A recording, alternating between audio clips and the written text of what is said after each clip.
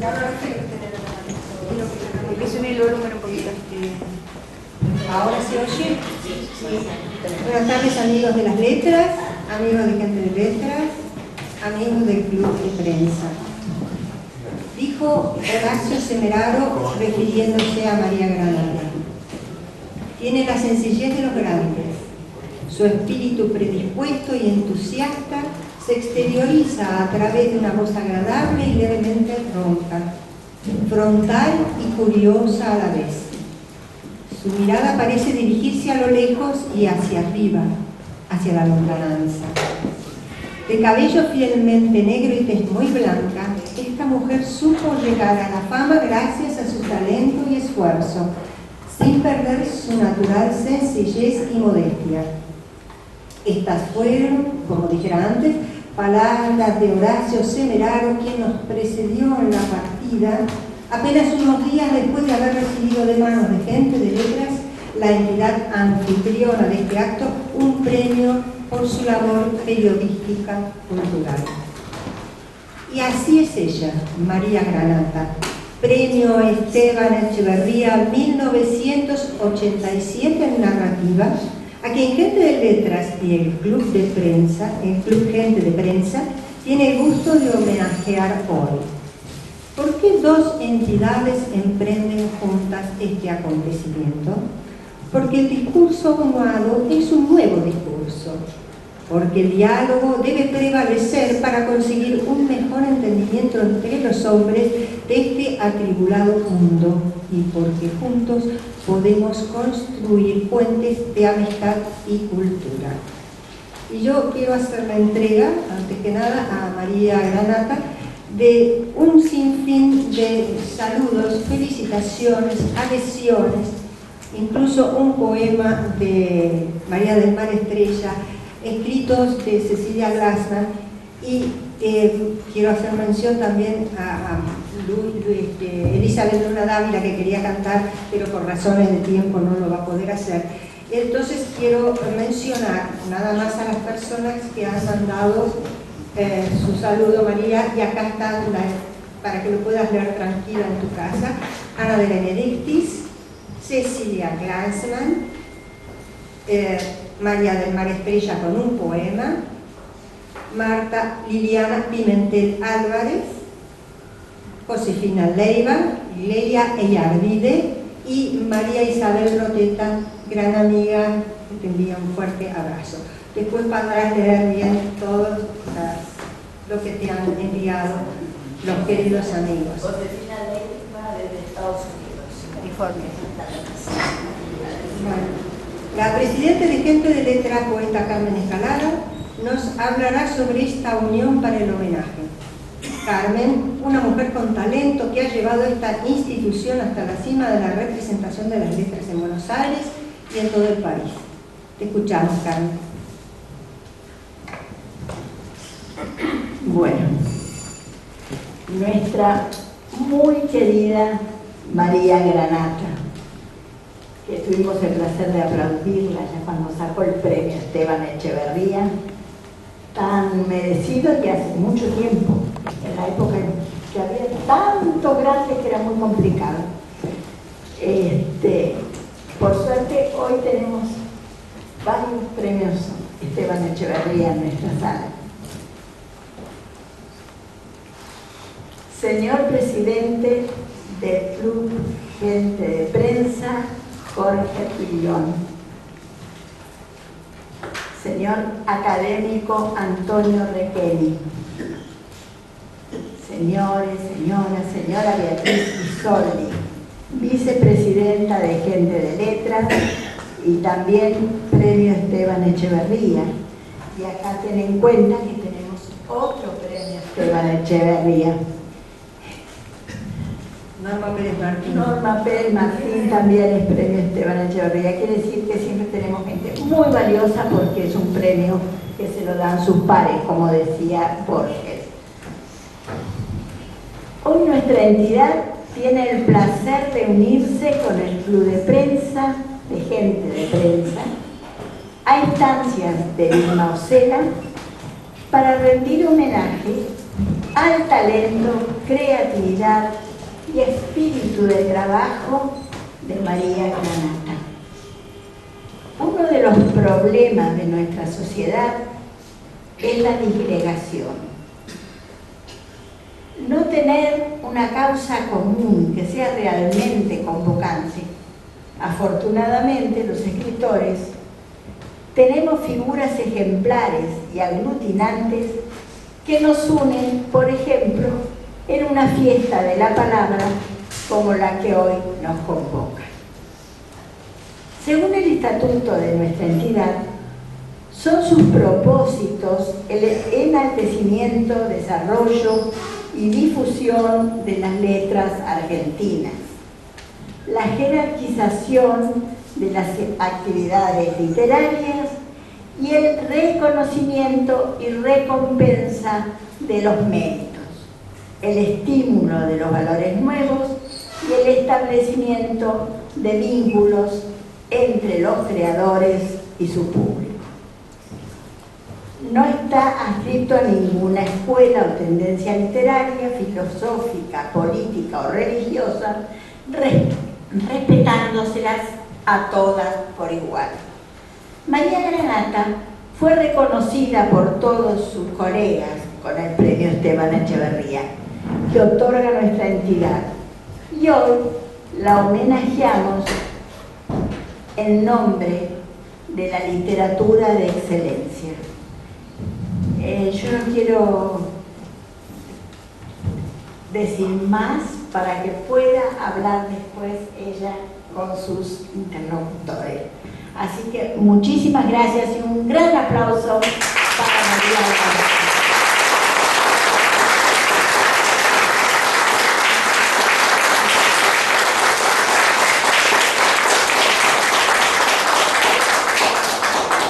Gracias, Carmen. Escucharemos ahora a la vicepresidente de Gente de Letras, Beatriz Isoldi, quien ha sido jurado en numerosos concursos literarios y es coordinadora de talleres literarios. Entre sus libros publicados figuran Los Amores Imposibles, novela, Premio del Fondo Nacional de las Artes, Encuentro con Venus, cuentos, Faja de Honor de la Sade, La Noche de la Luna Roja, cuentos, primer premio otorgado por la legislatura de la ciudad de Buenos Aires, El Pacto Secreto, ensayo, primer premio otorgado por la legislatura de la ciudad de Buenos Aires, es además premio municipal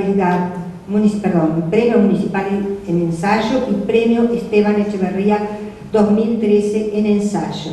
Te escuchamos, Beatriz. Bueno, gracias. Querida María, como integrante de la institución Gente de Letras y en lo personal te doy la bienvenida. Es realmente un enorme placer que estés entre nosotros.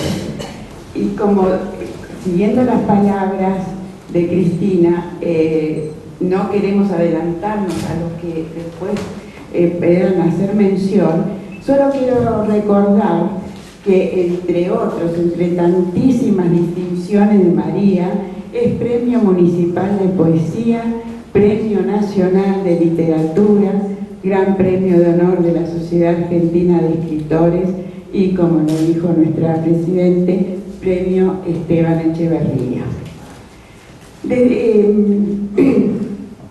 Voy entonces a referirme simplemente y brevemente a María Granata como la amiga de tan buenos momentos, la artista generosa, siempre dispuesta a hacer la presentación de un libro. Jamás dice que no, María, y ha presentado algún libro mío y creo que por ahí ante muchos de los que estamos acá presentes. Es también la compañera asidua y constante de los almuerzos que un grupo de escritoras realizamos una vez por mes, y la fructífera e incansable poeta y narradora. En momentos en que la edad puede convertirse en un factor para poner en duda la capacidad y la plena actividad psíquica de una persona, María es el ejemplo pleno de alguien que a través de los años mantiene su imaginación y su creatividad intacta. Recuerdo, a 3 o 4 años, o quizás bastante más, en uno de los almuerzos a los que me refiero, me contaste que habías descubierto el cuento como género y que empezaste a escribir y no podías parar, y que no paraste. Y resultado de eso son unos libros magníficos de cuentos, Pretéritas Palomas y un lodazal heroico, y esa bellísima novela que es Éxodo. Desde los Viernes de la Eternidad siempre se ha hablado de la literatura de María como perteneciente al realismo mágico.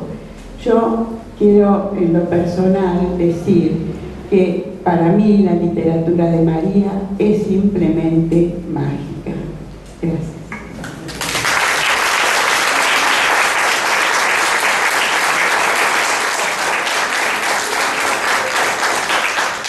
Gracias, Beatriz. Ahora los escritores Antonio Requeni y Jorge Rullón harán un reportaje a la escritora, pero antes unas palabras sobre ellos. El presidente del Club Gente de Prensa, Jorge Rullón, nos hablará de esta entidad.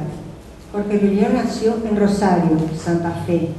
Es abogado egresado de la Universidad Nacional de Rosario, licenciado en periodismo por la Universidad Católica Argentina. Realizó el programa para graduados latinoamericanos de la Universidad de Navarra, España, en 1977.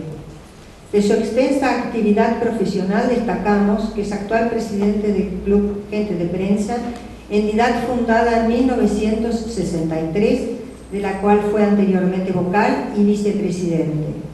Fue redactor y columnista en el diario La Nación durante 32 años, desde 1978.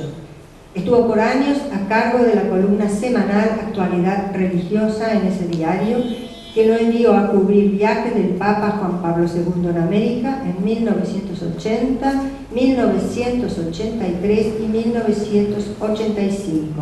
Y también lo envió a cubrir distintos congresos internacionales.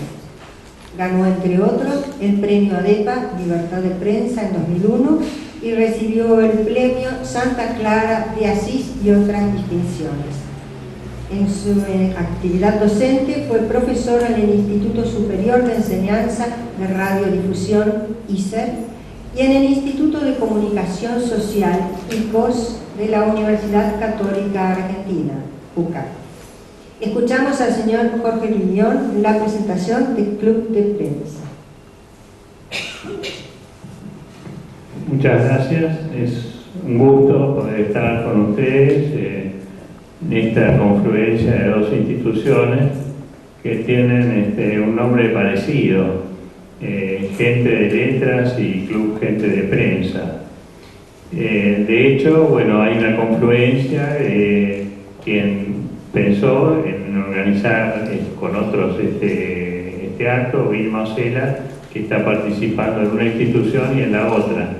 Y también advierto la presencia de algunos, por ejemplo, Jorge Lomuto, que es poeta y también es miembro del Club Gente de Prensa, porque también trabajó muchos años como periodista y corrector en el diario La Nación.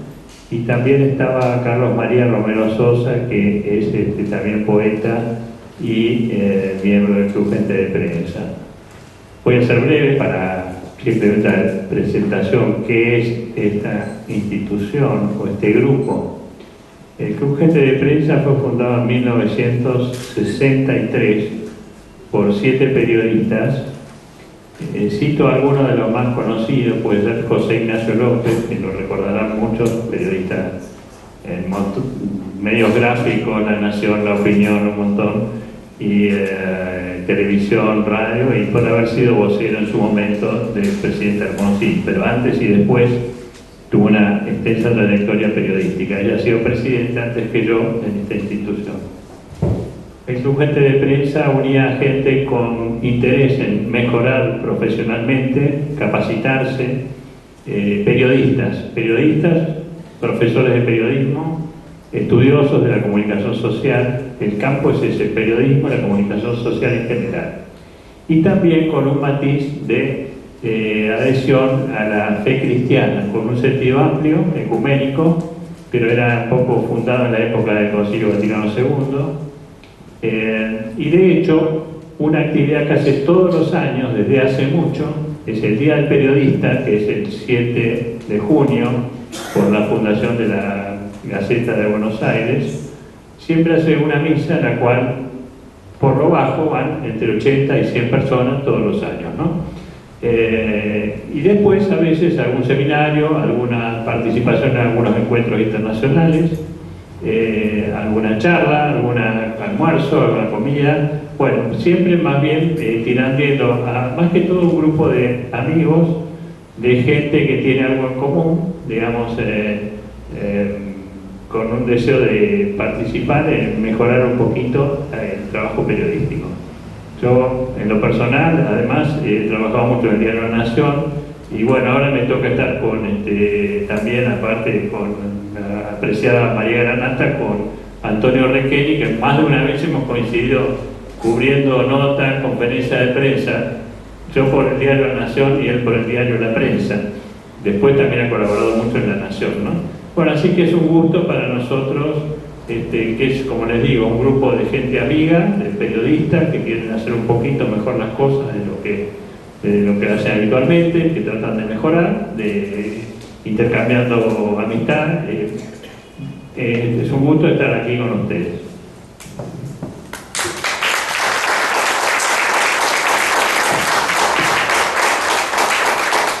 Muchas gracias, Jorge Lulión. Volviendo a nuestra homenajeada, dijo Albino Gómez, periodista y diplomático embajador de carrera, al explicar su ausencia en este acto: querida Vilma, no podré estar, pero te ruego haga llegar mi total adhesión al homenaje de esta gran poeta y escritora y ser humano. Los viernes de la eternidad fue prácticamente anterior a 100 años de soledad. García Márquez describió una realidad de ese mundo que yo conocí, dice Albino Gómez, por haber vivido en Caracas escuchando historias andinas de Colombia y de Venezuela, de una abuela de mi mujer que tenía 90 años y contaba esas cosas que describía García Márquez y que nos parecían realismo mágico. Eso es lo que hizo María Granata con pura fantasía sobre un pueblito de la provincia y nadie se dio cuenta, al menos la editorial sudamericana. Fuerte abrazo, firma Albino Gómez. Ahora nos referiremos al académico Antonio Requeni, miembro de número de la Academia Argentina de Letras y académico de la Academia de Periodismo, donde ocupa el sillón Ezequiel Pedro Paz. Antonio Requeni, gran amigo de esta casa y actual socio honorario de Gente de Letras, de su extenso currículum, diremos que es periodista y escritor. Se desempeñó en el diario La Prensa de 1958 hasta 1994, colaboró en diarios del interior y del exterior, fue corresponsal de radioprogramas Hemisferio de la Voz de las Américas, Estados Unidos, y dirigió la revista Ital Press. Publicó varios libros de poemas, un libro de cuentos para niños, y además fue colaborador de Villiquen, para mi generación una revista inolvidable. Publicó un volumen de crónicas de viaje y el Cronicón de las Peñas de Buenos Aires, que mereció el primer premio municipal de ensayo. También fue distinguido con el primer premio municipal de poesía por su libro Línea de Sombra. Fue condecorado por la República Italiana con la Orden de Cavalieri Ufficiali. En la Academia Nacional de Periodismo coordina la Comisión de Publicaciones. Es actualmente crítico bibliográfico del diario La Nación. Obtuvo una mención especial en ADEPA y los premios CONEX en la categoría Literatura Testimonial y Periodismo Cultural, respectivamente. Es premio Esteban Echeverría 1990 en poesía. Antonio Requeni y Jorge Rulión realizarán ahora el prometido reportaje a nuestra homenajeada. ¿Quién mejor que ellos, avesados y talentosos periodistas, para reportear a esta mujer admirable? María Granata y su vida, María Granata y su obra. Los escuchamos.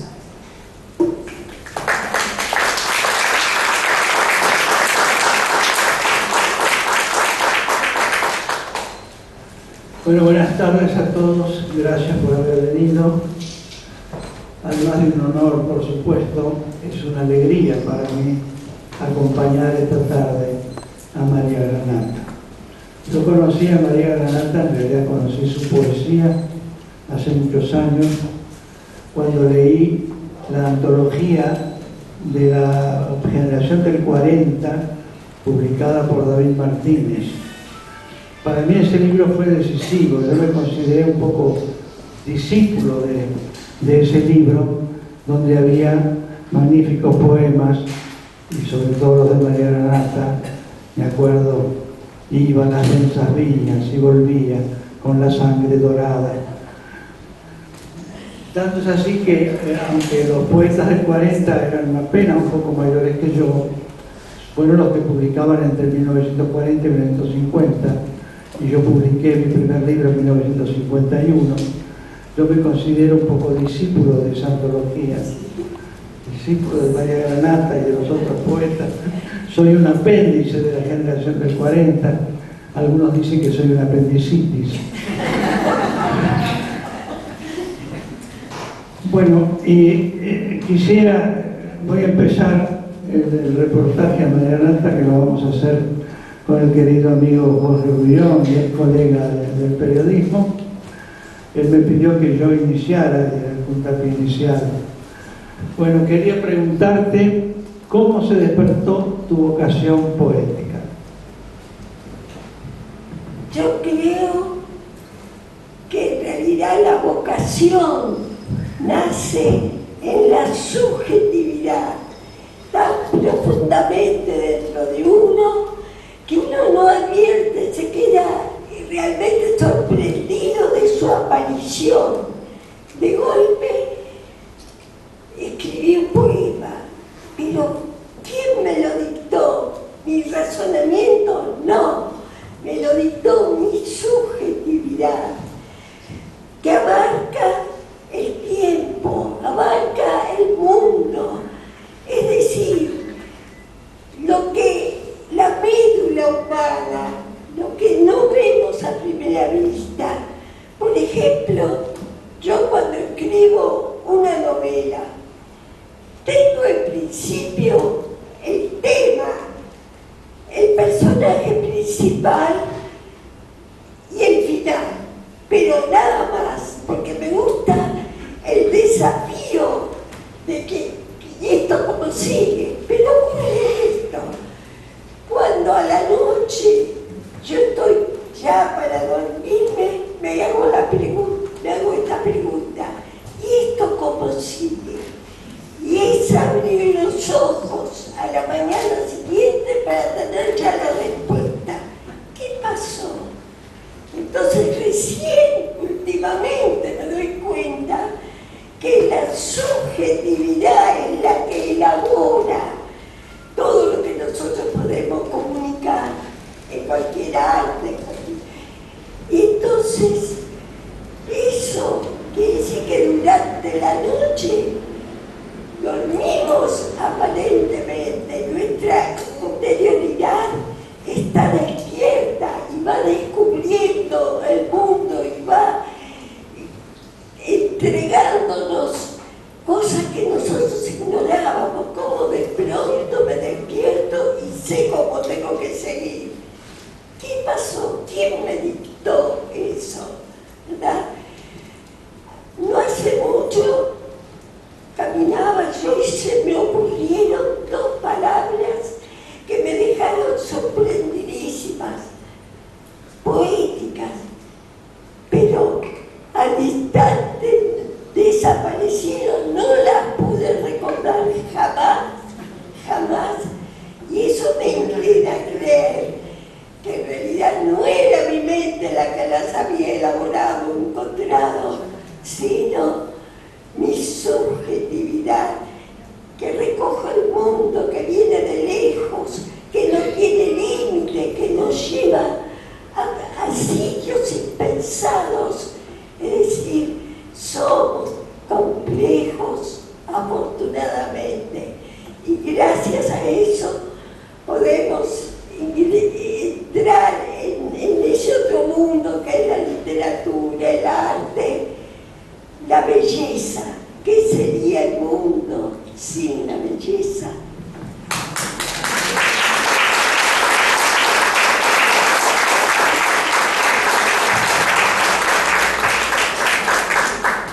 Rilke decía que el primer verso del poema lo dictan los ángeles, lo cual coincide con lo que vos acabas de decir. Yo creo que no solo el primer verso lo dictan, todos los versos del poema lo dictan los ángeles, pero se lo dictan a los ángeles.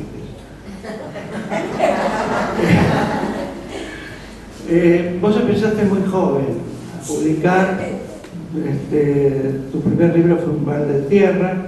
Perdón, yo en realidad empecé a escribir poemas que después no se publicaron a los 14, 15 años, ¿no? Y resulta que mi padre, que había sido médico y había muerto cuando yo tenía 11 años nada más, y fue quien me hizo conocer la poesía, ¿verdad? Bueno, él, en realidad, yo es un homenaje permanente a él, todo lo que yo he escrito, ¿no? Y tanto es así, tanto yo lo admiraba y lo quería, que al terminar la escuela secundaria, estudié el ingreso a medicina. Pero cuando llegó el día que me tenía que presentar, dije, la medicina me va a absorber de tal manera que nunca voy a escribir nada. Y sí, y entonces no fui y opté por el papel y el lápiz. ¿Tuviste maestros, poetas que vos admirabas? Sí, los de la generación anterior a la mía, ¿no? Todo ese grupo. ¿Y tenías alguna otra afición aparte de la poesía? Bueno, es curioso, además de la poesía, yo me siento, pero muy en la realidad cotidiana, en la vida común, ¿verdad? Estoy como si hubiera ingresado a ese mundo que se puede tocar, ver, conocer a fondo. Es decir, una especie de materialismo casero que no me impide después pegar un salto hacia los aires de la literatura. ¿Y hay algo o mucho de autobiográfico en tu poema? Aquí, De autobiográfico. yo creo que uno no se lo propone, pero tiene que haber, surge. Bueno, yo le pedí a Rullón que me haga alguna pregunta también. Recién decía que a la noche, al despertarse, de pronto no sabía de dónde, como que continuaba lo que pensaba que podía escribir, y que durante la noche no sabe si, bueno, sigue trabajando el espíritu propio, ¿no? A mí me impresionó una frase que escuché, que leí, que decía: dejo entrar al sol en mi alma. Como que usted no tiene a la mañana que escribir de día, que no es noctámbula para escribir. Hace poquito estuve con una persona venida de Estonia que estaba por pocos días acá y con gente amiga, conocidas, que lo invitaban a comer a un lado a otro. Entonces se acostaba tarde y dormía poco. Y por ahí dijo: en Estonia, yo si no duermo 8 horas y no tomo melatonina y esto y lo otro, me siento mal a los 2 días. Pero acá estamos en un país normal. A nosotros nos parecerá anormal por otras cosas. Pero digamos, ¿qué quería decir? Porque hay sol, decía. Porque allí a las 6 de la tarde la gente ya tiene toda oscuridad cerrada, y a las 8 de la mañana cuando va a trabajar lo mismo. Entonces me gustaba preguntarle, me gustó esa frase: dejo entrar el sol en mi alma. ¿Qué significa para usted la luz, el sol, el haber estado esa vida cotidiana en un lugar, en San Vicente, en una quinta, con árboles, con plantas, con todo eso que aparece en su obra también, se refleja de alguna manera. Bueno, yo realmente amo la naturaleza. Yo me quedo de pronto frente a un árbol o frente a una deidad, algo extraordinario. Todo me parece extraordinario.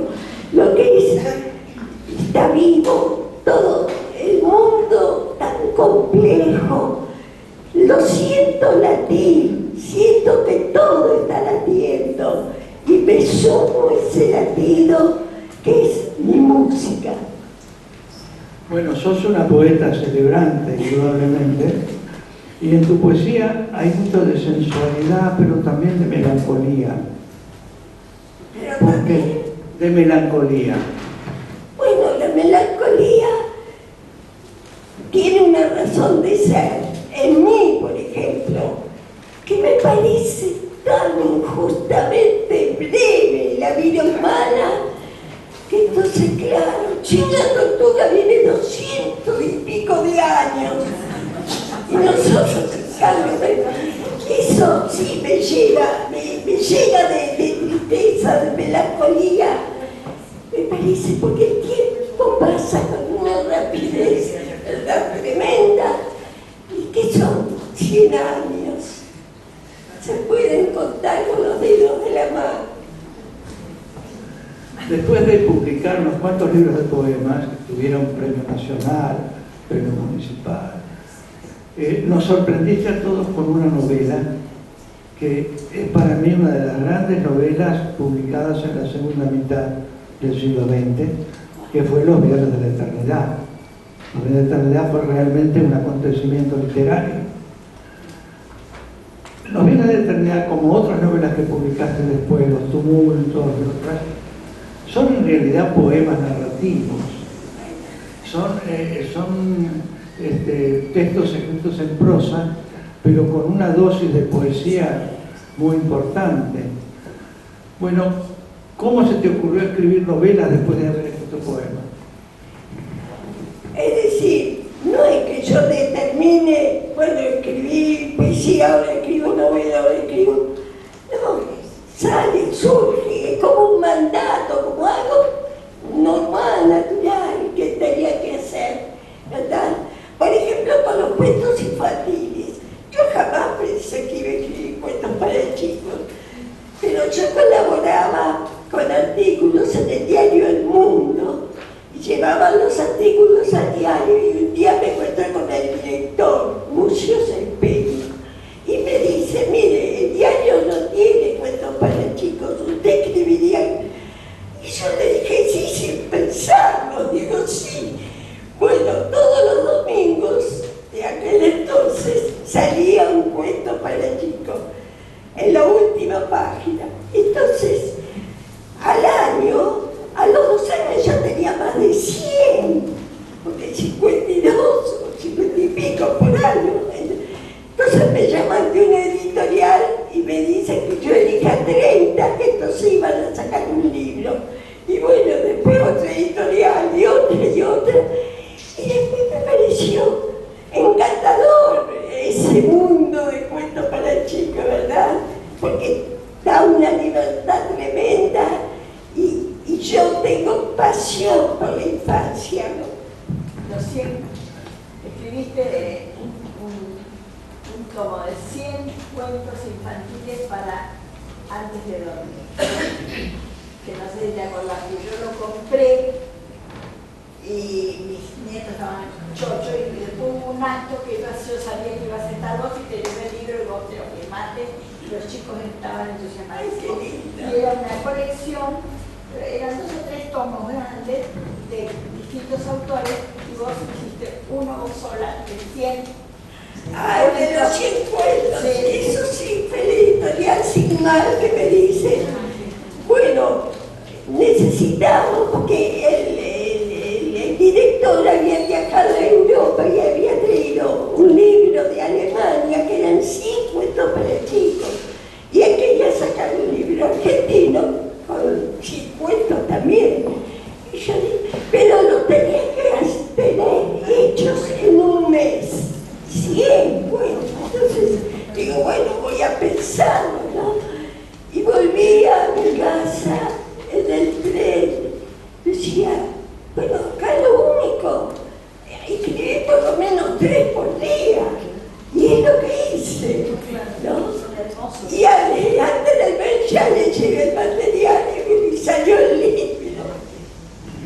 escribiste? ¿400, 500? Sí. Sí. Ah, cuento para chicos. Sí, para chicos. Tengo, mira, creo que 350, algo por el estilo. Bueno. Algunos son breves, ¿no? Son breves. Yo también escribí muchos cuentos para chicos que publicaba en Villique, y es lo que me dio más felicidad de todo lo que escribí. Para vos, la literatura infantil, ¿cuál es tu experiencia? ¿Te ha dado felicidad escribirla, hablar con los chicos? ¿Has tenido esa experiencia? Sí, cómo no, sí. Parece que uno en la literatura para chicos vuelve a ser un niño y eso es una felicidad, no cabe duda, ¿no? Claro, lo que pasa es que nunca dejó de ser niño. De veras. Bueno, quizás un poco vos también. Que me acuerdo que alguna vez escuché o leí que un humorista como Landru decía que para ser humorista no hacía falta demasiado, que había que mirar un poco la realidad y después exagerar un poquito, y a veces no hacía falta ni exagerar, ¿no? Pero de vez en cuando en su obra también aparece, no tan de vez en cuando, mucho el sentido del humor que por ahí sorprende, o una salida que uno lo deja un poco estupefacto o digamos sí, sorprendido. Entonces me gustaría preguntarle un poco qué sentido le ve el humor, cómo aparece el humor en su obra. Bueno, yo le doy mucha importancia, mucho valor al humor. El humor me parece imprescindible. La falta de humor creo que es una especie de aridez que nos penetra.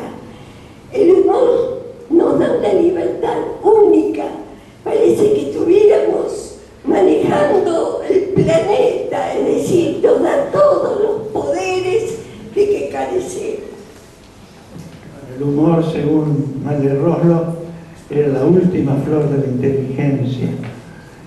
No se puede ser un buen humorista si no es una persona muy inteligente.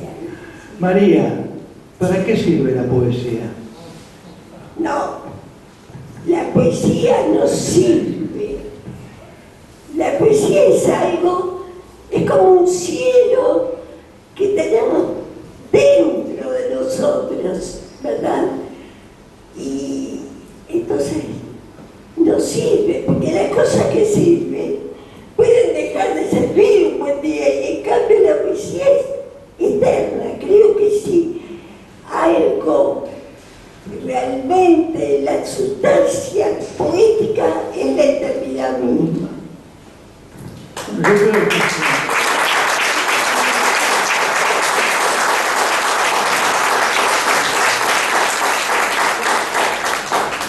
bueno, yo creo que la poesía sirve, que cumple una función social, que es la de sensibilizar, espiritualizar, hacer al hombre más humano. Bueno, pero paradójicamente en estos momentos hay más poetas que lectores. Quiero decir que no se lee tanta poesía. Hay mucha gente que escribe poesía, pero no son muchos los que la leen. ¿Por qué es eso? ¿Cuál es tu opinión? Bueno, la historia del hombre pasa de la luz a la oscuridad y de la oscuridad vuelve a la luz, y es algo así. Y de pronto estas cosas que no nos explicamos ocurren en esos tramos oscuros de la que tiene toda civilización, ¿verdad? Ahí donde la luz impera y manda, no sucede eso. Yo creo que la poesía crea valores estéticos del lenguaje, pero además la poesía es un instrumento de conocimiento para vos. Sí, porque en el fondo de la poesía verdadera está la filosofía. Entonces está el conocimiento respuesta a la pregunta, ¿verdad? Entonces quiere decir que ganamos infinidad de cosas positivas a través de la poesía. Me gustaría preguntarle, apuntó algo recién con Carlos Mucio Sáenz Peña, Diario El Mundo, que la impulsó a escribir los cuentos infantiles. ¿Cuál ha sido en general su relación con el mundo periodístico en el sentido de libros, de diarios, periódicos? El cuento, la poesía publicada en los diarios u otro tipo de incursión en ese mundo periodístico. Bueno, fue muy relativa y breve en realidad, ¿no? Fue circunstancial. Yo no he querido entrar realmente en ese mundo, prefiero la libertad del mundo vivo, de la naturaleza, prefiero caminar entre árboles antes que estar escribiendo en un periódico, ¿no? Esa libertad, ese contacto con la belleza real, natural, ¿verdad? Me impresiona más, lo necesito más. Perdón, al contrario, Celso, me hace pensar en lo que era la redacción del diario donde yo trabajaba, que es La Nación, antes del año 2000, porque en el 2000 dijeron que a partir de ese momento iba a ser un edificio libre de humo, pero era todo lo contrario del parque, la naturaleza, eran unas nubes de humo, y yo no fumo, pero uno fumaba por el ambiente. Sí. ¿Qué te parece? ¿Los avances cibernéticos pueden atentar contra la poesía? Los avances. El avance cibernético, la escritura digital, o la lectura digital también. Por más que quieran, no pueden. La poesía es invulnerable. Nada puede atentar contra la poesía, nada. Porque el contacto con la poesía lo hace desvanecerse. No sé si alguien del público quiere hacer una pregunta.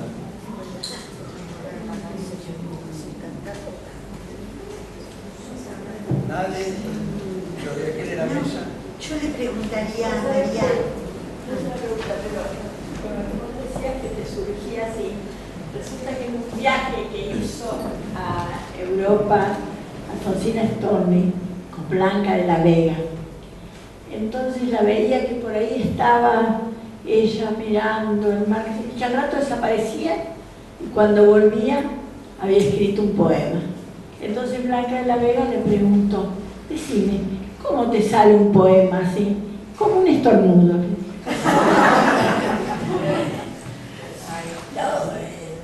Pronto el poema es independiente de uno mismo. Quiere decir que está en ese ámbito interior que nosotros a veces desconocemos y surge y nos sorprende, porque nuestra interioridad es muy compleja. Nosotros decimos, por ejemplo, el alma o la inteligencia, como si fueran simples. ¡Qué esperanza! Es la complejidad viva que nos hace humanos.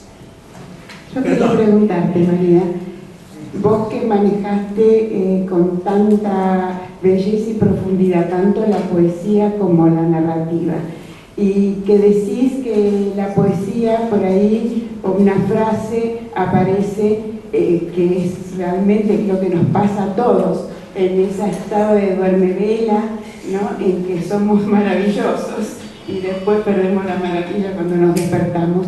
Pero, ¿te nace de la misma manera la prosa, la narrativa, así como el poema te surge? Y sí, ¿por qué no? La narrativa o el poema están hechos de lo mismo, la palabra, el pensamiento, el sentimiento. La forma es secundaria, es una cosa consecuencia, pero no es el impulso creador. Sí, quiero preguntarle a María por otro género literario, el guión cinematográfico. Ella tiene guiones cinematográficos. Guión cinematográfico. Si está satisfecha con la película que se hizo. Claro, Claro. bueno, sí. Lo hice yo, porque para mí era más fácil. Porque surgía del libro que yo ya conocía, ¿verdad? Los protagonistas. Pero sí me interesó mucho. Aunque en el cine, en una película, las palabras tienen que ser muy breves, no es como el teatro, ¿verdad? Yo hubiera preferido, en cambio, una obra teatral, convertir la novela en una obra teatral más que en un guión cinematográfico. Pero cuando se hizo la película Los Viernes de la Eternidad, Sí. al transformarse en imágenes, ¿a vos te resultó satisfactorio? Sí, desde luego lo agradecí, porque realmente era para agradecerlo. Pero la brevedad de lo que se hablaba, inferior al teatro. Y ganaste mucha plata, ¿no? Con la película. De acuerdo. ¿Querés hacer una pregunta? ¿Y qué papel le da a la imaginación? ¿Cómo ve la imaginación? Bueno, qué linda pregunta. La imaginación para mí es un ámbito de una libertad extrema, total. Sin esa libertad, nada podemos realmente hacer que tenga valor, que nos represente. Sin la libertad dejamos de ser nosotros mismos. Por allá quería hacer una pregunta. Más que, María querida, más que preguntar, quería recordar cuando le preguntaron a ella qué la define. ¿Escuchás? Más alto.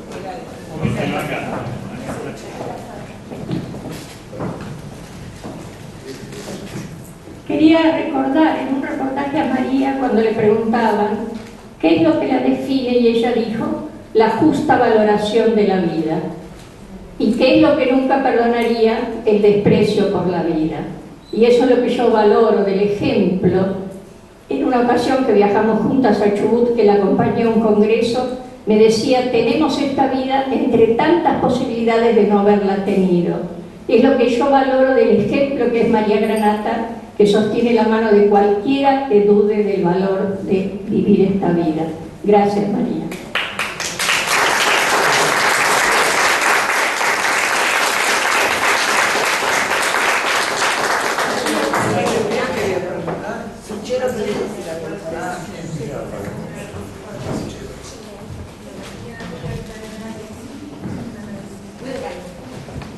Hola. María, acá. ¿Qué opinión tenés o te merece ese, por así decir, embebecimiento que tienen ciertas modas y escuelas que mediante manifiesto dicen esto es poesía y aquello no? ¿Qué opinión te merece eso?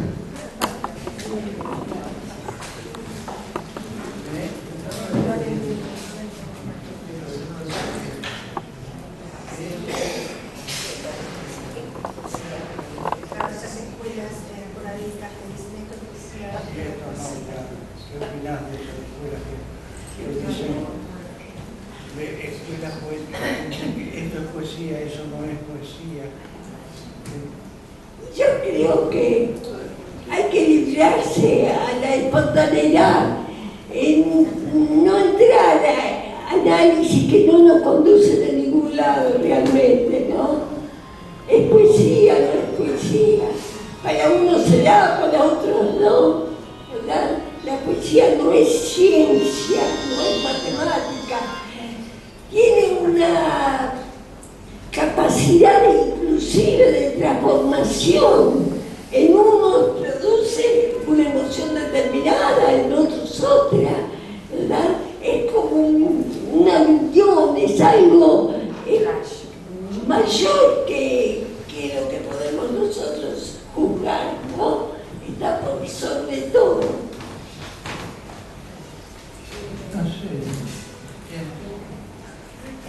No, yo quería, me acuerdo una vez que estábamos conversando que me dijiste, yo soy una persona profundamente realista. Vos podés explicar cómo yo, que veo lo que es la ciencia, que conozco una serie de cosas, que me baso en la realidad, puedo escribir con tanta imaginación, algo así.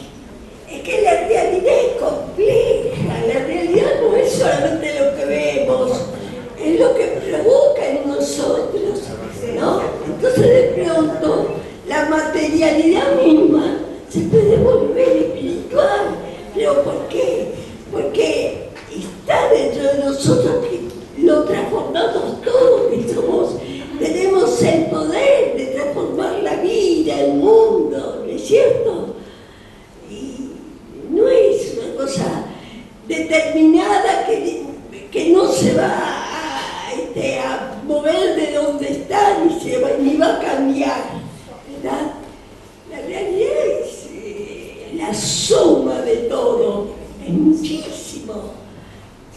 Y ese todo no está inerme, ese todo está en movimiento, es la vida.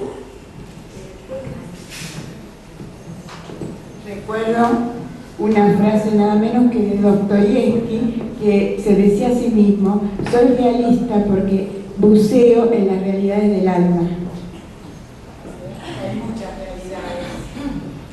No sé si Rullón quiere hacer una pregunta más, y no sé, si no, vamos a dejar de acosarla literariamente o periodísticamente para dar paso a los poemas, que creo que va a ser lo más importante.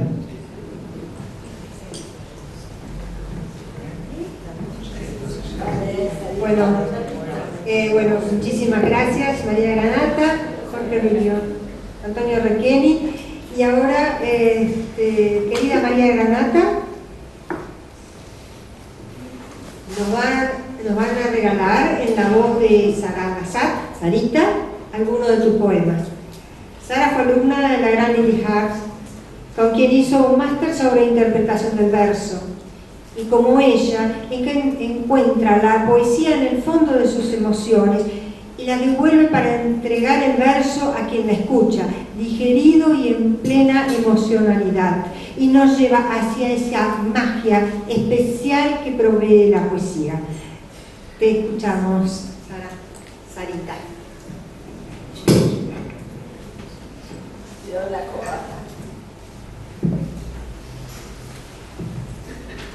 Bueno, voy a comenzar con un poema realmente hermoso, cuyo título es Canto de amor inmenso. Sin ti dejo de ser. Mi forma cae solo en el hueco de tu dulcedumbre. Me das haces de hogueras, me devuelves todo el sollozo de la adolescencia. Me anuncias remolinos de sueltas y crispadas nervaduras y me rescatas de la muchedumbre. Te hallé primero en mí, luego en ti mismo. Vi evaporarse el cielo del paisaje que no te contenía. Entre espumas de lava quedó mi ser pasado en su rosada ciénaga. Un viejo olor a insomnio soltaban las pisadas y los muros más allá de tu ámbito. ¿En dónde estabas, desbordado amante? ¿Dónde tu mano vívida esperaba disolverse en la mía? Desde todo temblor hacia ti voy, y en tu límite ardiente llora mi desnudez de árbol sudado.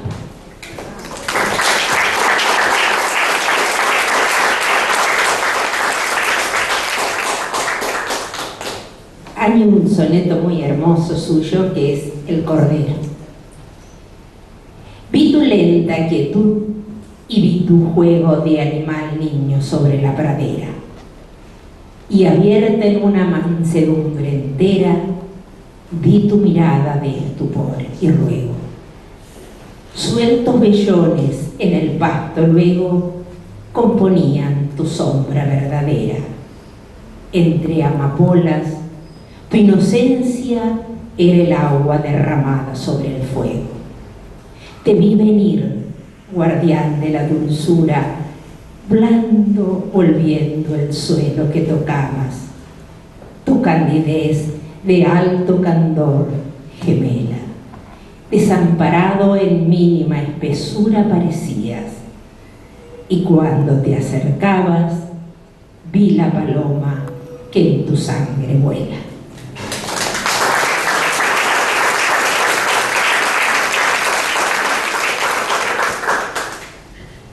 Otro poema en que usted habla de un animal y la naturaleza. Animal muerto en la pradera. No conocías, no, la primavera. El pasto que mordías era un sueño. Estabas vivo y nadie te veía. Tu corazón era un terrón desnudo. Ahora el aire te anuncia en la pradera. Tu osamenta por todos es husmeada y tus huesos aúllan y tu ternura existe todavía. Ahora eres algo que la tierra muestra como un paisaje de tangible fuego. Puedes beber el agua de los ríos. Antes no la bebías. Era un sueño. Puedes pisar las flores entreabiertas sobre la escarcha, ver el arrayán. Feliz de ti, te lleva en su lengua de frutas el verano.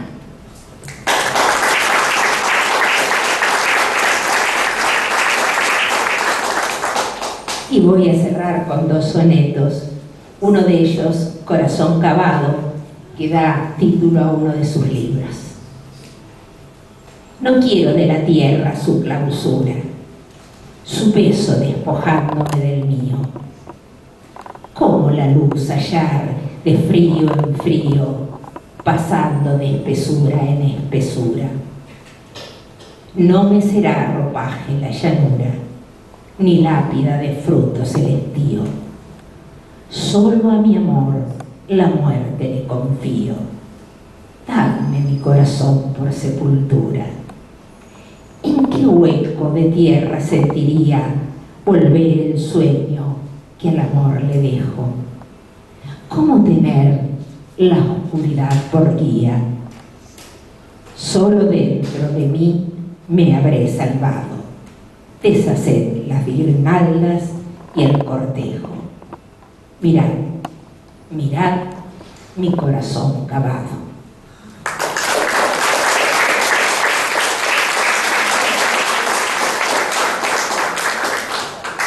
El ángel desvalido. Está en la hierba, una ala enrojecida y húmeda aún. Pregunta por la altura. Se coagula su voz. La frente ardida sigue emanando lívida dulzura. ¿Es el ángel de amor que da la vida o señala verdosa sepultura? Está en la hierba, un ala desvalida y la otra invisible de tan pura. Ya le quema los hombros la madera amarga del ramaje. Cómo llora por verdadera sombra iluminado. Al alba puede ser que el ángel muera. No me busques aquí, porque a esa hora estaré sepultada a su costado.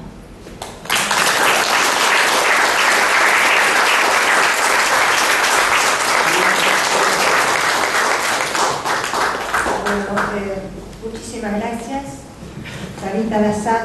Ahora, María Granata, nos encantaría escuchar tu palabra, si así lo deseas, antes de escuchar unos tangos. Te escuchamos, María.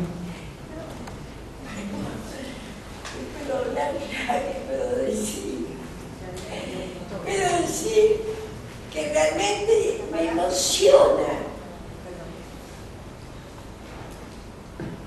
Quiero decir que me emociona mucho estar con ustedes, que sienten tanto la literatura, que realmente ¿qué haría el escritor si no encontrara lectores como son ustedes, verdad?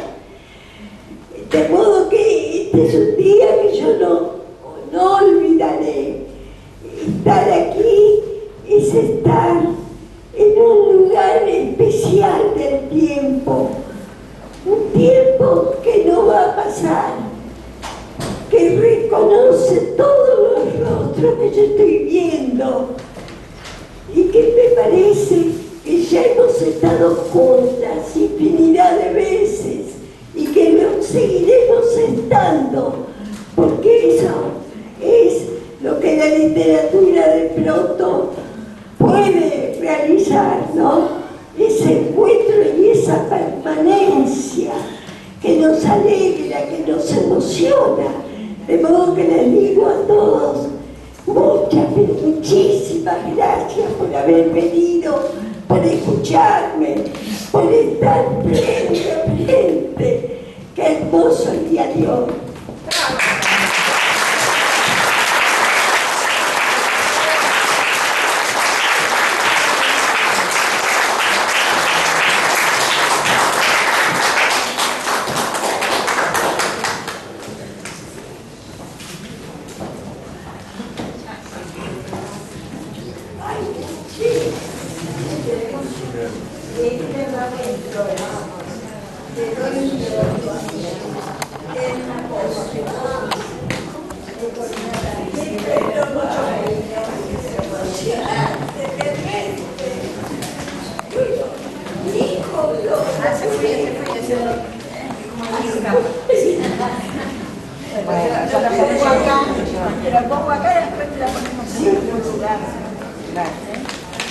Y ahora, y este te lo damos en nombre de gente de detrás.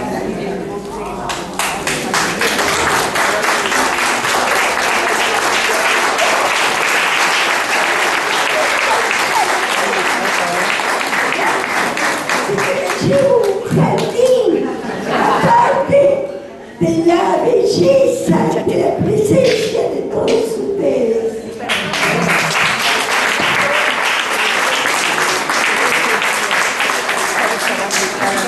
Bueno, como sabemos que a María Granata gusta del tango, tenemos a Victoria Ángeles, que nos deleitará con algunas canciones. Victoria Ángeles estudió lenguaje musical, teoría y solfeo en Sadaí, con los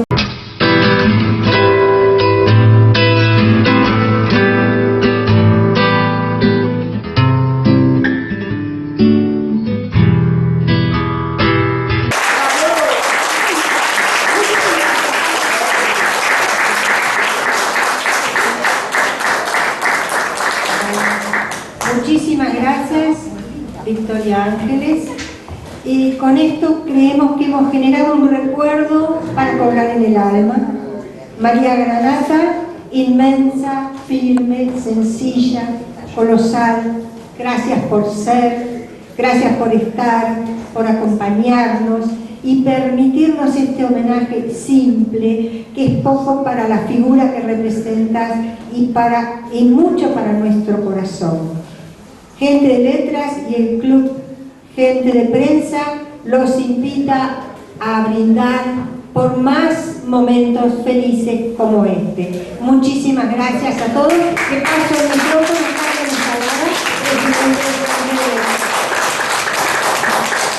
Bueno, no, quería simplemente decirle muchas gracias a Vilma Ocela y a Lidia Pistagnesi, que han trabajado mucho para lograr esta reunión.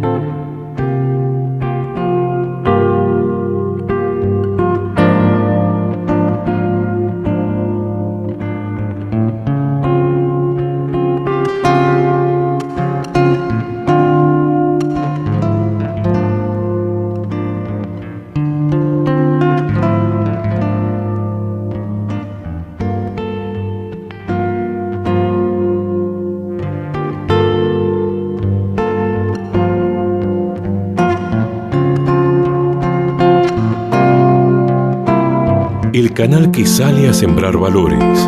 Todos Uno TV.